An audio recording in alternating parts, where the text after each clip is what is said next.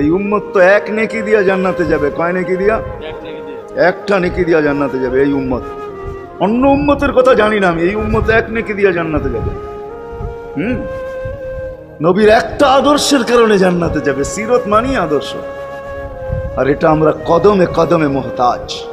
কেননা এই ছোট জীবনটা যদি গ্রহণযোগ্যতা পর্যন্ত পৌঁছাইতে হয় আল্লাহর কাছে, চাই নারী হই, চাই যুবক হই, চাই বৃদ্ধ হই, যেই মানুষই হই না কেন, যেখানেরই হই না কেন, যেই বাসারই হই না কেন, যেই বর্ণেরই হই না কেন, যেই পেশারই হই না কেন, যেই সোসাইটিরই হই না কেন, এই জীবনটাকে যদি গ্রহণযোগ্যতা পর্যন্ত পৌঁছাইতে হয় কার কাছে? দুনিয়া আলাদের কাছে না, মালিকের কাছে, যিনি এক ফোঁটা পানির থেকে অস্তিত্ব দিছেন, যার কাছে আবার আমাদেরকে ফিরা যেতে হবে।